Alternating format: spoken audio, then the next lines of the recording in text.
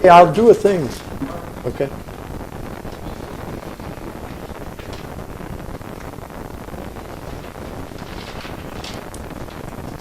Time.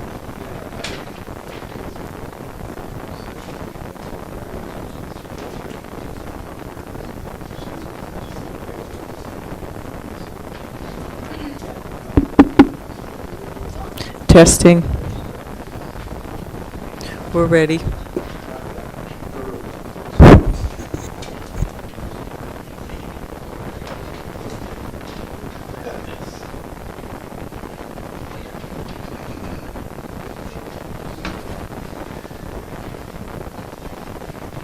Oh, wait, Joanna, do you have ordinance numbers for me? 541.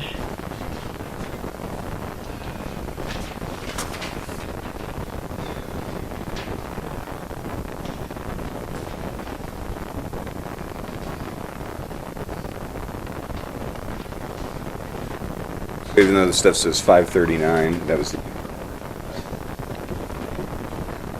Yes. all right, good enough. Good evening, welcome to the Special Town Council meeting for April 22nd, 2014. Please stand for the Pledge of Allegiance. Pledge.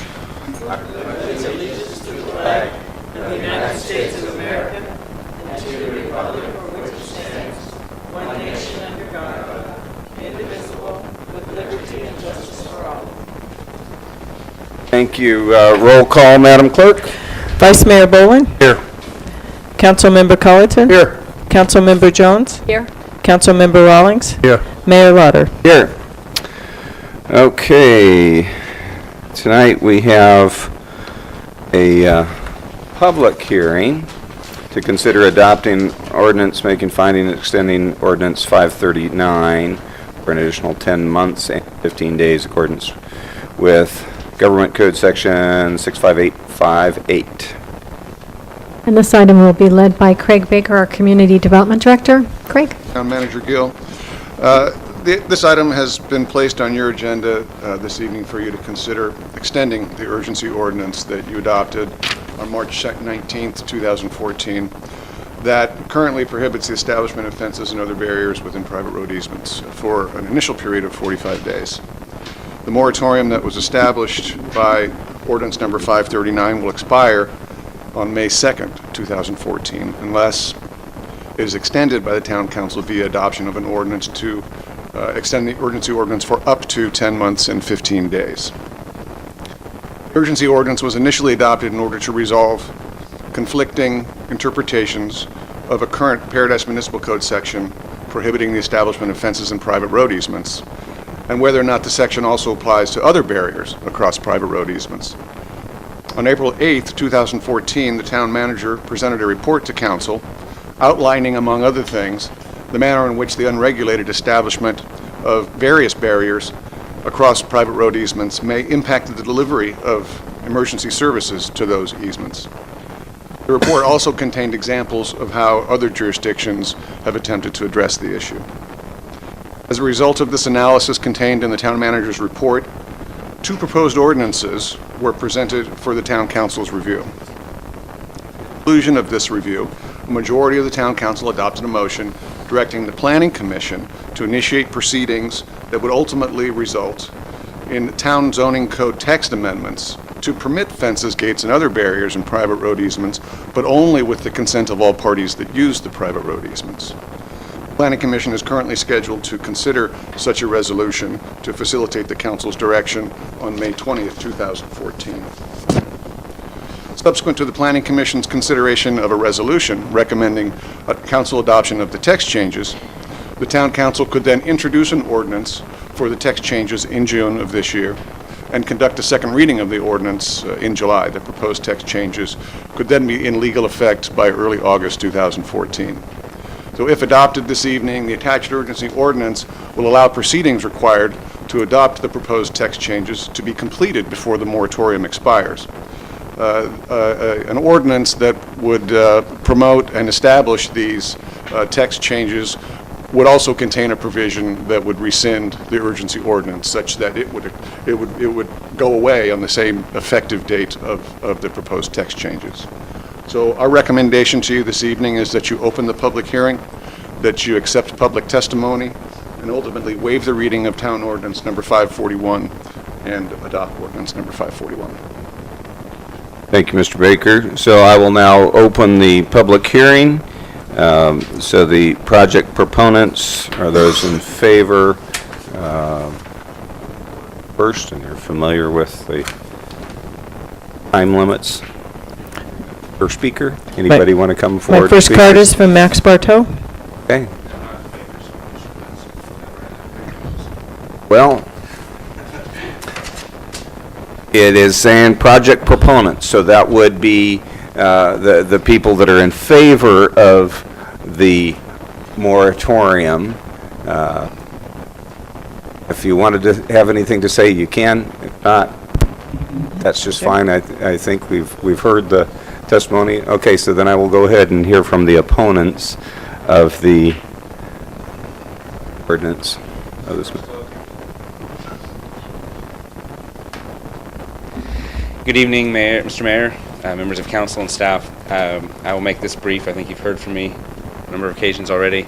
I will reiterate my objection and my concerns regarding this interim emergency ordinance.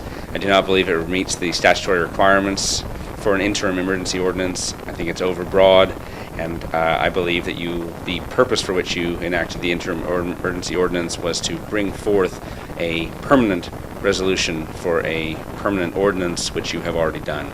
The ordinance, the interim emergency status of the ordinance seems no longer necessary. I encourage you not to adopt it this evening. Thank you. Anybody else?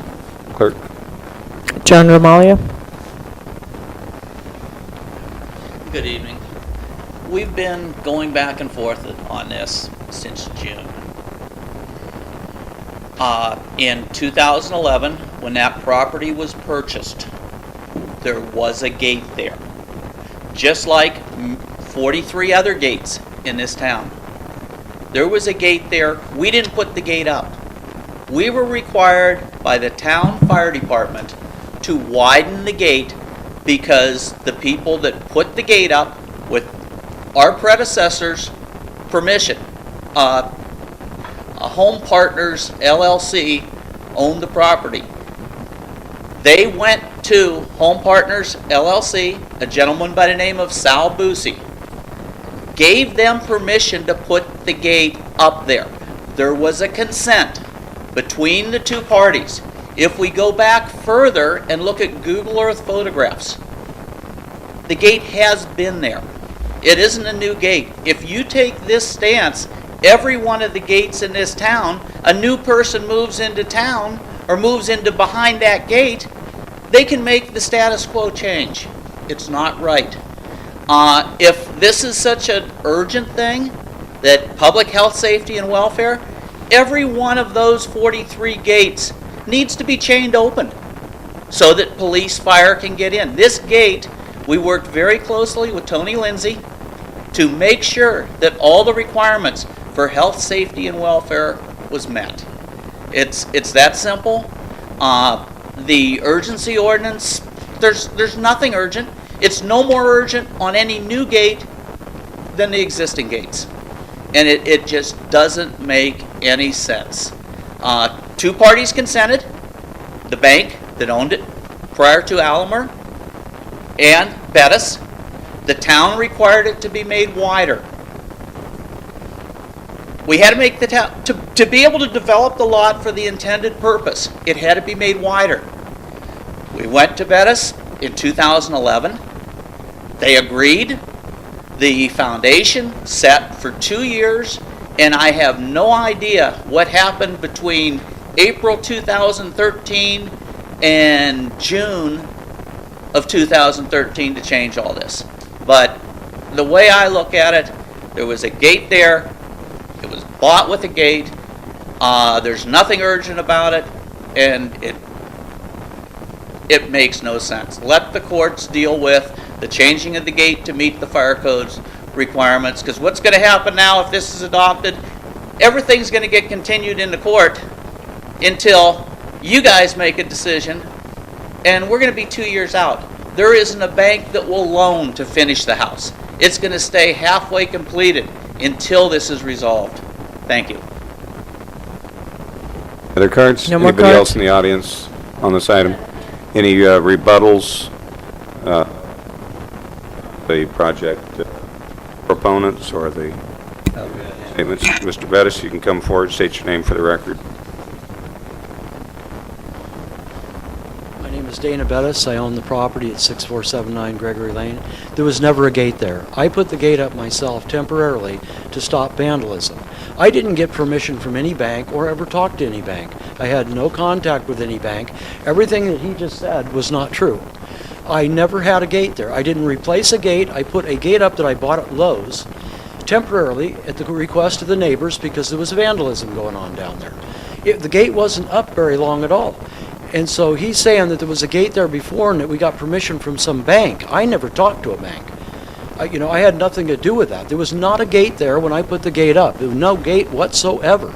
I put that gate up, and all I did was put 2 posts up and put a metal gate that I bought at Lowe's up. And I just don't understand why this, this is a big deal. It wasn't up. There was no gate there before. He says that there was a gate there that I replaced.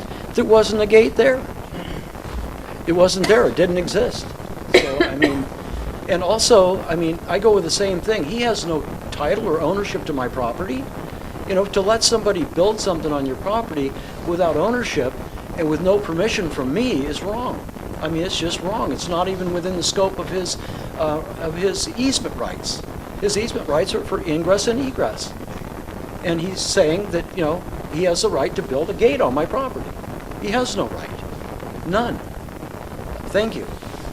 Bettis? Anybody else? Okay, I'm going to close the public hearing.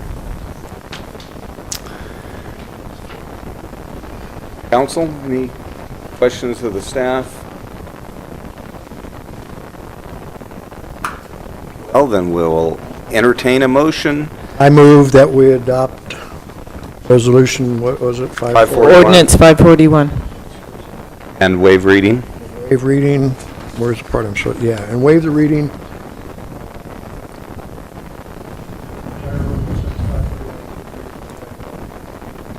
I'll second. We have a motion by Culleton and a second by Jones. Roll call. And the roll call. Vice Mayor Boland. Aye. Councilmember Culleton. Aye. Councilmember Jones. Councilmember Rawlings.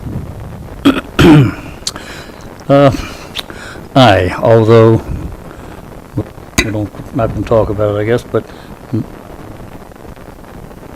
aye. And Mayor Lauder. Aye. Motion carries 5-0. Did you want to give you the opportunity? We have time. If you want to make a statement, John, that's Basically, fine. all I was going to say was the fact that last time we talked about this, I think it belongs in the courts, and I think the courts ought to be a deciding factor in it. And if, in fact, we do choose the third option, I think 10 and a half months is a long time. Have a moratorium. But just for clarification, if once the Planning Commission acts on the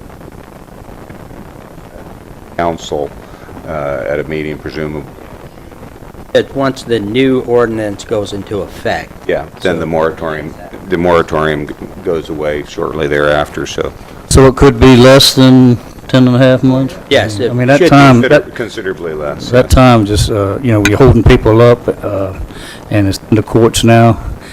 So I'll go ahead and vote yes, but I'm voting yes with, saying that we won't be able to use it. I'll just vote yes on it. Okay, thank you. All right, then we are going to go into closed session. Government Code 54957.6. Meet with Lauren Gill, Gina Will, Crystal Peters, and its designated representatives regarding labor relations between the town of Paradise Police Officers Association, Confidential Mid-Man General Employees Unit, Policeman Management Unit. Thank you for coming.